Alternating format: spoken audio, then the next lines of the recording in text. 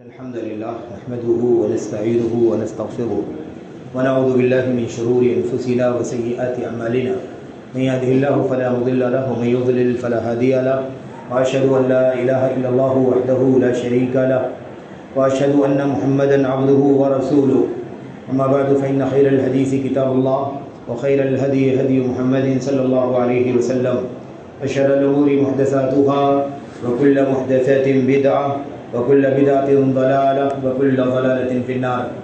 أعوذ بالله من الشيطان الرجيم. بسم الله الرحمن الرحيم.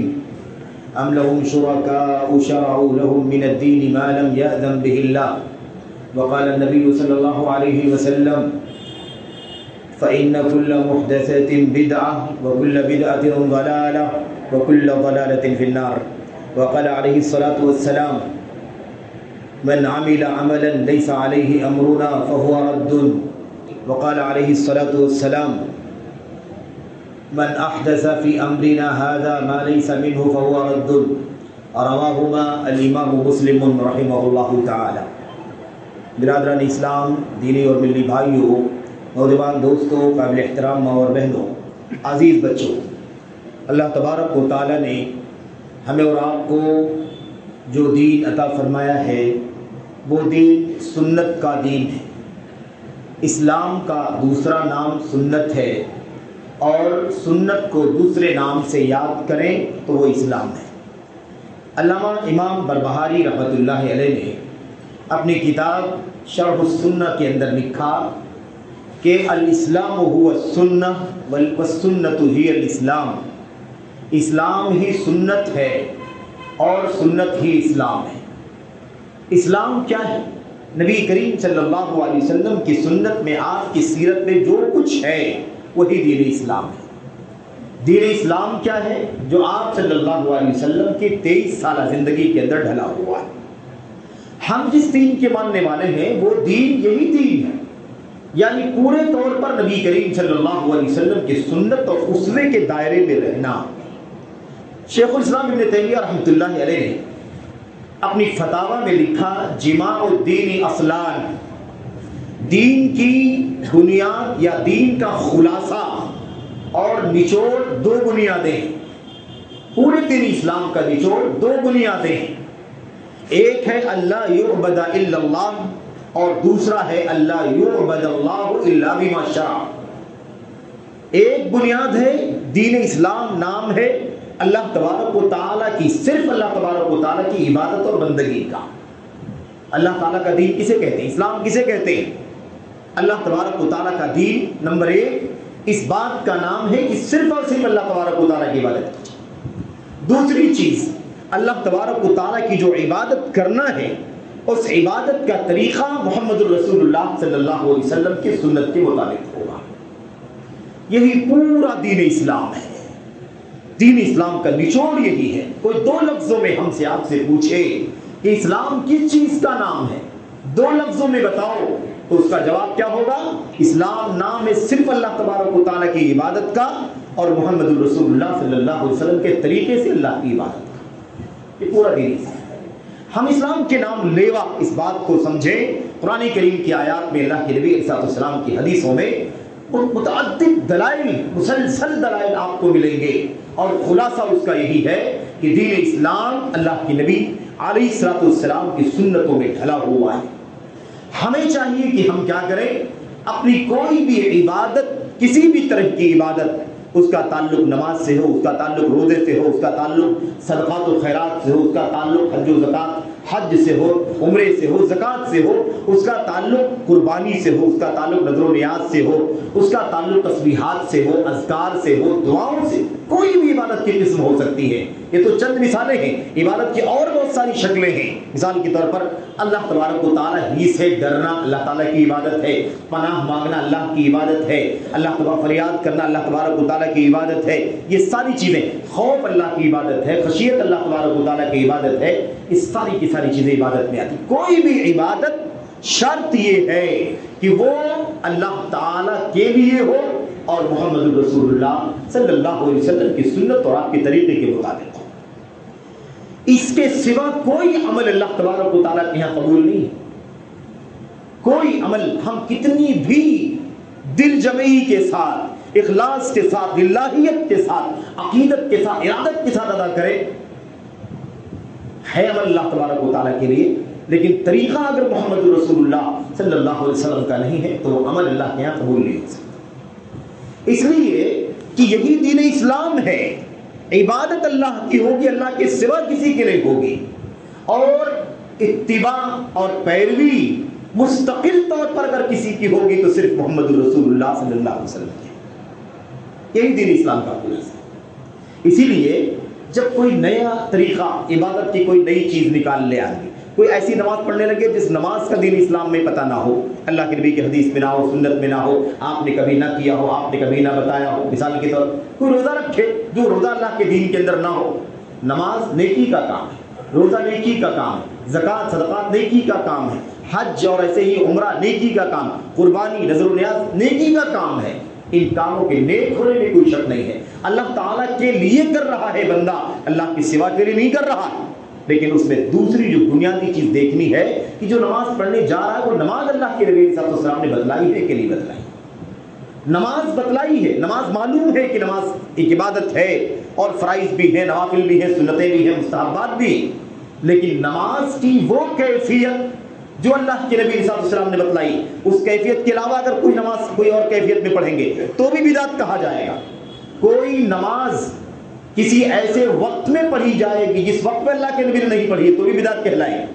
کوئی نماز ایسی تعداد میں پڑھی جائے گی جو تعداد اللہ کے نبی صلی اللہ علیہ وسلم نے نہیں بتلائی ہے تو اس تعداد میں پڑھا جانا بھی اسے بھی بدعت کہا جائے گا۔ تو بدعت اصل عبادت میں بھی ہوتی ہے اور بدعت وصف اور خوبیوں میں بھی ہوتی ہے۔ کوئی چیز مستقل نئی چیز نکال لی جائے جس کا دین اسلام میں کوئی عطا پتہ نہ ہو، وہ بھی کیا ہے؟ بدعت، اور یہ اصل بدعت۔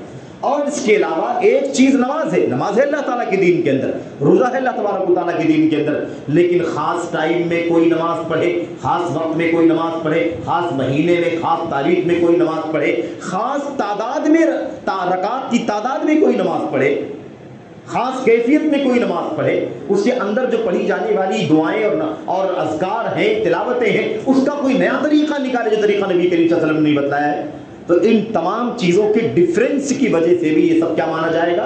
ان سب کو بدعت مانا جائے گا۔ اب یہ مہینہ شعبان کا ہے، آج میں سمجھتا ہوں کہ 4-5 تاریخ ہے، 15 تاریخ جب آئے گی تو وہ بدعت ہمارے معاشرے میں، سماج میں، گھر میں، پڑوس میں، بغل میں ہے نا، سب جگہ ہم کو آپ کو دکھائی دے گی۔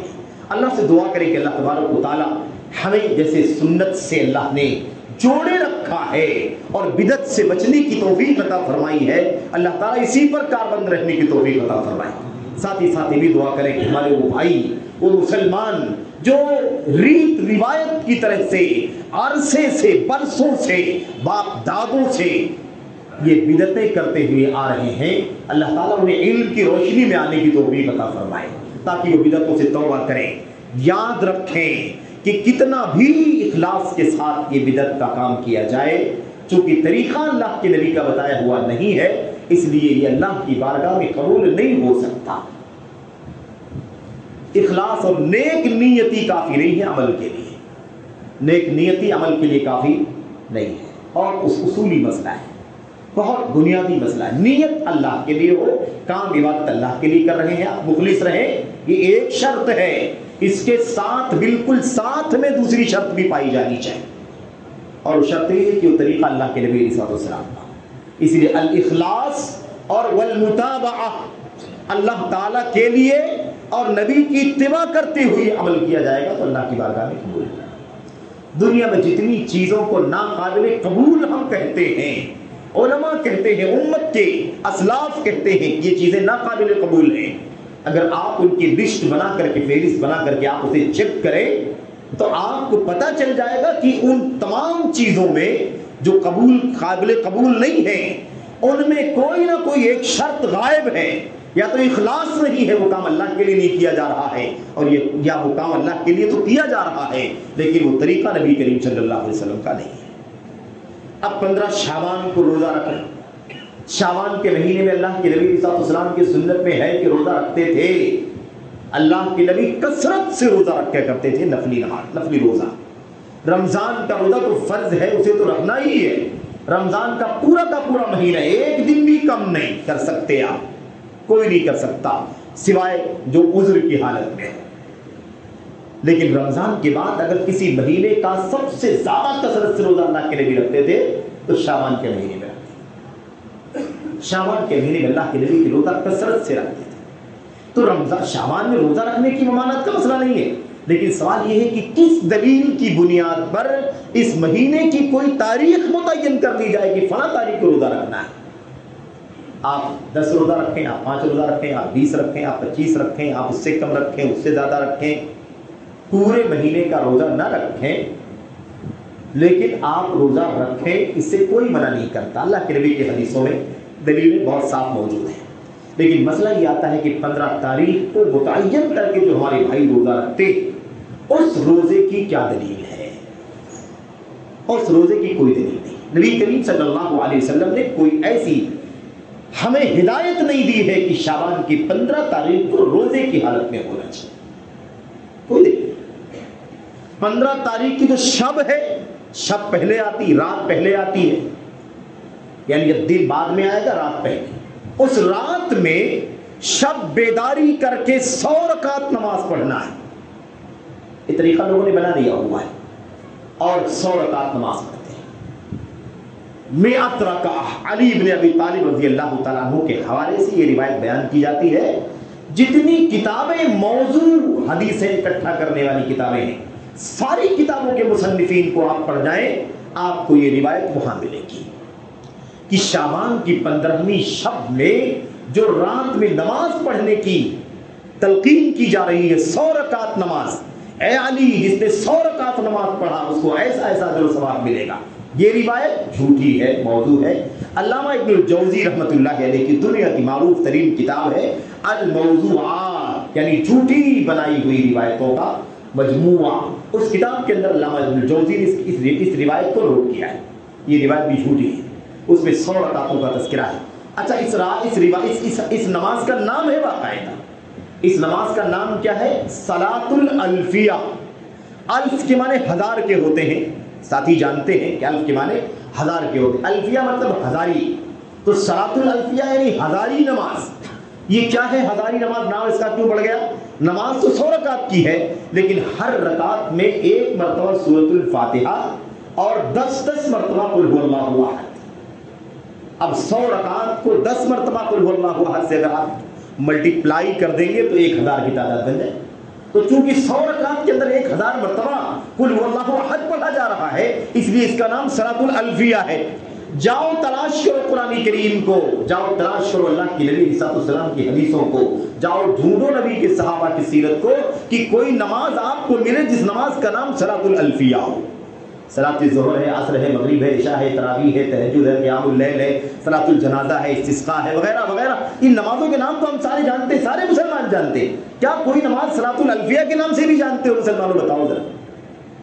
اور اگر یہ نماز اللہ کے دین میں ہوتی، اللہ کو منظور ہوتی، ثواب کا کام ہوتا یہ، تو کیا اللہ کے نبی صلی اللہ علیہ وسلم نہیں بتلاتے؟ یہ بھی بتلاتے نبی کریم صلی اللہ علیہ وسلم. تو اس کا نام صلاۃ الالفیہ رکھا ہو. 1000 رکعت، 1000 قل هو اللہ احد کی وجہ سے اس کا نام صلاۃ الالفیہ. اس کا دوسرا نام بھی ہے، اس کو صلاۃ الرغائب بھی کہتے ہیں. رغائب یہ رغیبہ کی جمع ہے، اور رغیبہ کے معنی ہوتے ہیں چاہت کرنے والا. تو رغائب یعنی چاہت کرنے والوں کی نماز، اللہ والوں کی، رغبت کرنے والوں کی، دل لگانے والوں کی، ایسے لوگوں کی نماز، اس کا نام رکھا گیا. اب جو لوگ نماز نہ پڑھیں، کیا وہ دل لگانے والے نہیں ہیں اللہ تبارک و تعالیٰ سے؟ کیا وہ اللہ تبارک و تعالیٰ کے محبوب بندے نہیں ہیں؟ اس طرح سے اس کا نام رکھا گیا.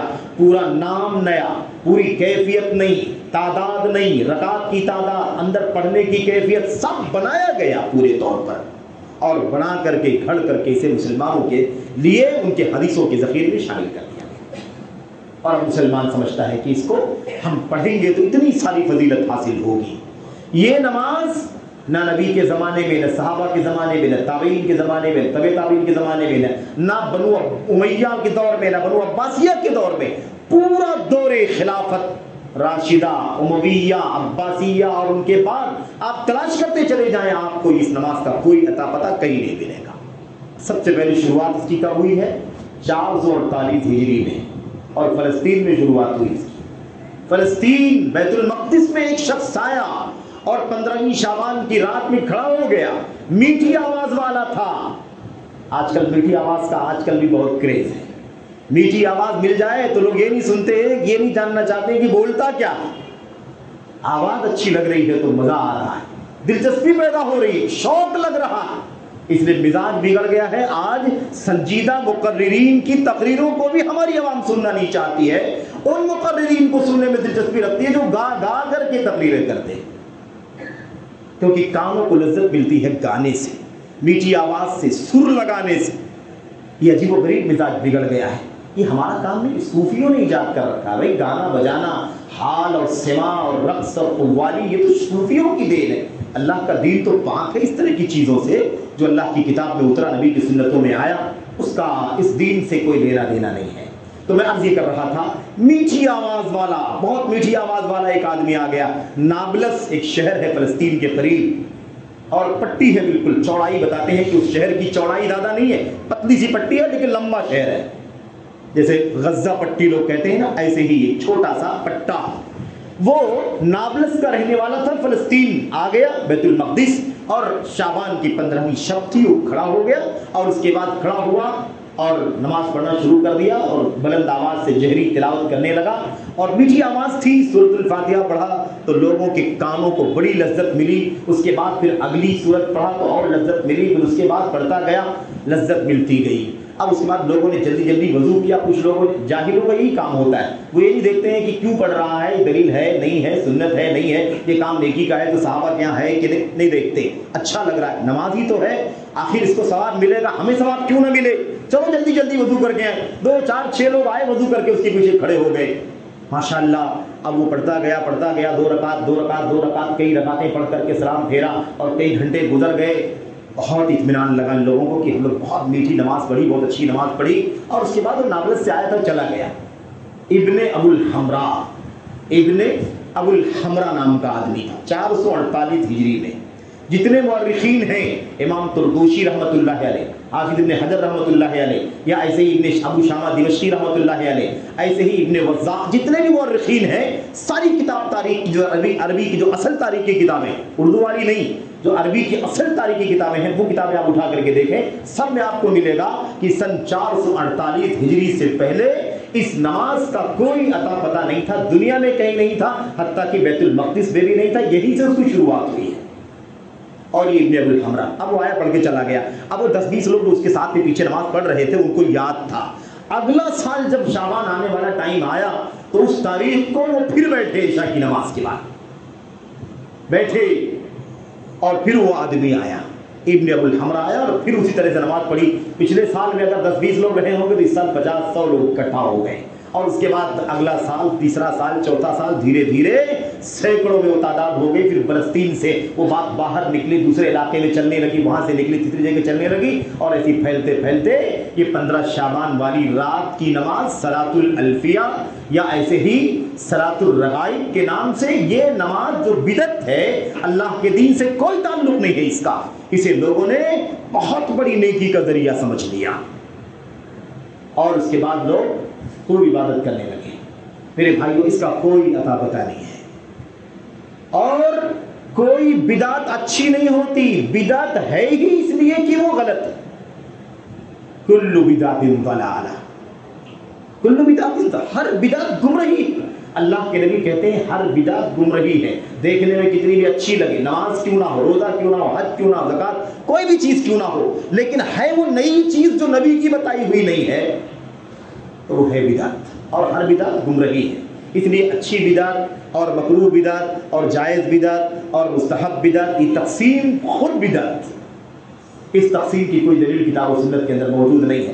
بعض علماء نے لکھا ہوگا، وہ ذمہ دار ہیں، ہر آدمی کی بات کو لیا بھی جا سکتا ہے، چھوڑا بھی جا سکتا ہے، سوائے محمد رسول اللہ صلی اللہ علیہ وسلم کہ کسی کے لکھنے سے کیا ہوتا ہے؟ میں کوئی کتاب لکھوں اور کوئی چیز لکھ دوں اپنی طرف سے تو کیا وہ دین بن جائے گی؟ کوئی بھی لکھے میرے بھائیوں، اللہ کے نبی محمد رسول اللہ صلی اللہ علیہ وسلم کی سنت کی مہر کے بغیر کوئی بات، کسی کی بات قابل قبول نہیں، کوئی بھی ہو، یہ ہمارا دین ہونا چاہیے، اور بلا کسی خطرے کے، بلا کسی ملامت کے آپ کو ہم کو تلاش کرنا ہے، پوچھنا اس کی دلیل کیا ہے، اس کا حوالہ کیا ہے؟ اللہ کے نبی نے بتلایا، کیا ہے، کہا ہے، حکم دیا ہے، فیصلہ کیا ہے، تقریر ہے، یعنی آپ کے سامنے کیا گیا، آپ نے خاموشی اختیار کی. ہے کوئی دلیل اس کی؟ اگر ہے تو ٹھیک ہے، اگر نہیں ہے تو پھر قالوا السلامہ، نہیں تعلق ہے بھائی، ہم یہ کام نہیں کر پائیں گے، یہ بدعت. ہمیں اللہ کی رضا چاہیے. اللہ کی رضا نبی کی سنت میں ہے.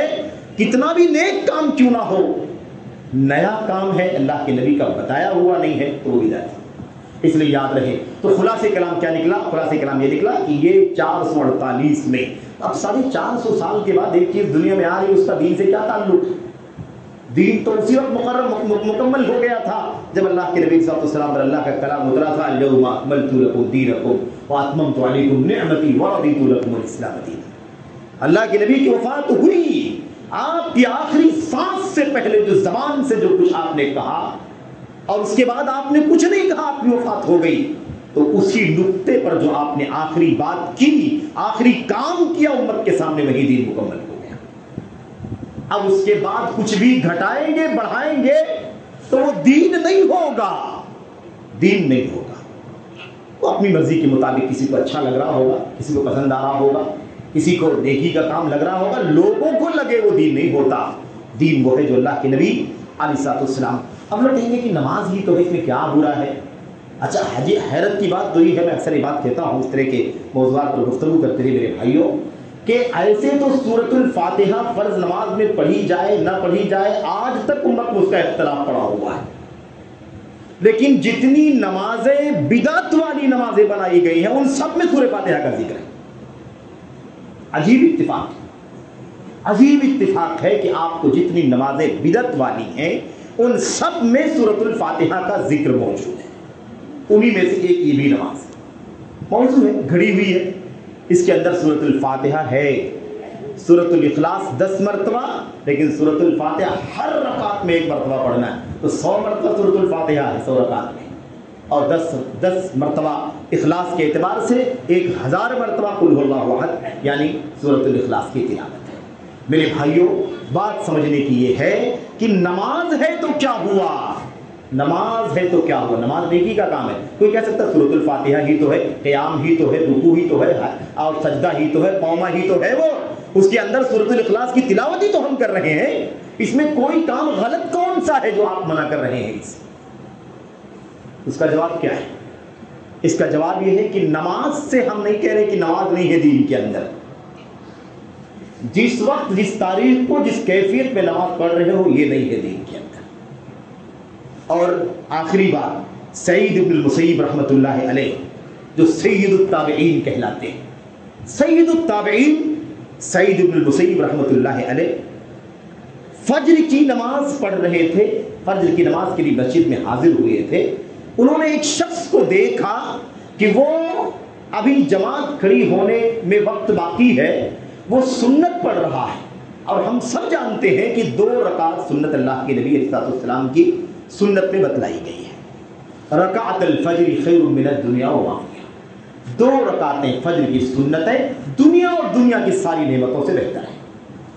اتنی فضیلت ان 2 رکعتوں کی. اور حیرت تو یہ ہے، نہایت مختصر. پڑھنا کیسے ہے؟ اسے لمبی چوڑی تلاوت نہیں کرنی ہے، ایک دم مختصر سورۃ الفاتحہ، اور پہلی رکعت میں قل یا ایھا الکافرون، دوسری رکعت میں قل هو اللہ احد، اور بالکل مختصر نماز، بالکل مختصر. سلام پھیر دینا ہے. دیکھا ابن مسیب رحمۃ اللہ علیہ نے کہ ایک آدمی نماز پڑھ رہا ہے، 2 رکعت پڑھا، سلام پھیرا، پھر نظر پڑی کہ پھر کھڑا ہو گیا، پھر 2 رکعت پڑھا، سلام پھیرا، پھر رکعت مار، ہاتھ مار، پھر کھڑا ہو گیا، پھر 2 رکعت پڑھا. وہ حیرت میں پڑ گئے کہ آخر یہ پڑھ کر سنت 2 رکعت ہے، یہ بار بار 2 رکعت کیا سر نماز پڑھ رہا. اس کے پاس گئے اور اس سے کہا بھائی آپ، جب سلام پھیرا اس نے تو اس سے پوچھا بھائی آپ کیا پڑھ رہے ہیں؟ آپ یہ کون سی نماز پڑھ رہے ہیں؟ 2 کر کے 4 6 8 رکعت آپ نے پڑھ ڈالی، یہ آخری کون سی نماز ہے؟ ہمیں تو نبی کریم صلی اللہ علیہ وسلم نے 2 ہی رکعت بتلائیے، آپ 2 رکعت پڑھا کرتے، یہ 6 رکعت 8 رکعت کیا چیز ہے؟ اس آدمی نے بجائے اس کے کہ وہ اپنے اس عمل کا جواب دیتا، اس نے کہا کہ بھائی اتنی زیادہ بات کیوں آپ کر رہے ہیں؟ نماز ہی پڑھ رہا ہوں تو کیا اللہ تبارک و تعالیٰ مجھے نماز پڑھنے پہ عذاب دے گا؟ ایسے جواب دینے والے آج کل بھی رہتے ہیں، بہت سارے لوگ رہتے ہیں، حوالوں کو، دلائل کو سمجھنا نہیں چاہتے، اپنی لاجک کا استعمال کرتے ہیں. سنت کے مقابلے میں لاجک کا استعمال کرنا یہ دین پر زیادتی ہے۔ ہمیں حقیر نہیں پہنچتا کسی مسلمان مرد کو، کسی مسلمان عورت کو کہ حکم رسول آ جانے کے بعد، فرمان الہی آ جانے کے بعد اپنے اختیار کی بات کریں۔ وما كان لمؤمن ولا مؤمنة اذا قضى الله ورسوله امرا ان يكون لهم الخيارة من امرهم، اللہ کا اس کے رسول کا فیصلہ آ جائے تو کسی مومن مرد کے لیے، مومن عورت کے لیے اس بات کا اختیار نہیں بچتا کہ وہ اپنے من سے اپنی چاہت سے کوئی بات کرے، اختیار نہیں رہتا، اختیار ختم ہو جاتا ہے۔ اس کے بعد بس مان لینا ہے، عمل کرنا ہے۔ کمپنی تھوڑی ہے یہ کوئی اجتہاد تھوڑی نہ ہے، کوئی انویشن تھوڑی نہ ہے، ایجادات کیا اپنی عقل کا استعمال کرے، کوئی ایکسپیریمنٹ، کوئی تجربے کا کام تھوڑی نہ ہے، یہ تو نازل کردہ شریعت ہے، اسے فالو کر لینا ہے، یہ ہماری ذمہ داری۔ فوراً سے اپنی عقل کا استعمال کیا۔ اس نے کہا آیعذبنی اللہ علی الصلاۃ، بھائی یہ بتائیے کہ کیا اللہ تعالیٰ مجھے نماز پڑھنے پر عذاب دے گا؟ نماز ہی تو ہے یہ، ٹھیک ہے 2 کے بجائے 4 پڑھ رہا ہوں، 6 پڑھ رہا ہوں، 8 پڑھ رہا ہوں میں، لیکن ہے تو نماز ہی نہ، کوئی گناہ کا کام تو نہیں کیا میں نے، تو کیا اللہ تعالیٰ مجھے عذاب دے گا؟ نماز پڑھنے پر عذاب دے گا؟ نماز پر تو ثواب ملتا ہے، آپ کی بولنے کے حساب سے کیا نماز پر اللہ عذاب دے گا؟ تو ابن مسیب رحمۃ اللہ علیہ نے قاعدہ بتا دیا، اور ساری امت کے لیے قاعدہ، ہمارے لیے بھی اور آنے والی نسلوں کے لیے بھی۔ انہوں نے فرمایا ان اللہ لا يعذبك على الصلاة وانما يعذبك على خلاف السنة، اللہ تبارک و تعالیٰ تمہیں نماز پڑھنے پر عذاب نہیں دے گا، لیکن سنت کی مخالفت کرنے پر تمہیں عذاب دے گا۔ وہ رکوع، سجدہ، قوما، فاتحہ، ساری چیزیں نماز کا حصہ تو ہیں، لیکن یہ جو تم کر رہے ہو 2 کے علاوہ 4، 6، 8 کر رہے ہو، یہ خلاف سنت ہے، اس پر اللہ تعالیٰ تمہیں ضرور عذاب دے گا۔ تو ایسے ہی کسی بھی چیز کو نیکی کے نام پر کرنا شروع کر دے آدمی اور کہے نیکی ملے گی، دنیا کی بہت بڑی غلطی ہے، بھول ہے اور نا علمی ہے، جہالت ہے، نادانی کا نتیجہ ہو سکتا ہے۔ اللہ سے دعا ہے کہ اللہ تبارک و تعالیٰ ہمیں اپنے دین کے معاملے میں، عبادات کے معاملے میں خاص طور پر اور سارے معاملات میں نبی کریم صلی اللہ علیہ وسلم کی سنت تلاش کرنے کی توفیق عطا۔ آپ کی سنت کیا ہے، آپ کا طریقہ کیا ہے، آپ کا کوئی قول ہے کہ نہیں، آپ کا کوئی فرمان ہے کہ نہیں۔ نبی کریم صلی اللہ علیہ وسلم کے صحابہ کرام تھے آپ کے سامنے، اپنی آنکھوں سے صبح شام دیکھتے تھے آپ کی باتوں، آپ کے کاموں کو اور آپ کی باتوں کو سنتے تھے۔ صحابہ کرام کی طرف سے کوئی فرمان ہے کیا، کوئی بیان ہے کیا، کوئی قول ہے کیا، کوئی اثر ہے کیا؟ اگر ہے تو ٹھیک ہے، اور نہیں ہے تو جو اس وقت دین نہیں تھی جو چیز، وہ آج دین نہیں بن سکتی۔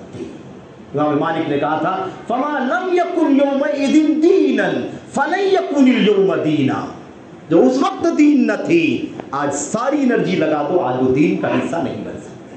اللہ سے دعا ہے کہ اللہ تعالیٰ ہم سب کو سنت پر کاربند رہنے کی توفیق عطا فرمائے، اللہ تعالیٰ بدعت سے خرافات سے بچنے کی توفیق بخشے، آمین رب العالمین۔ وصلی اللہ وسلم وبارک علی نبینا محمد وعلی آلہ وصحبہ اجمعین۔ السلام علیکم ورحمۃ اللہ۔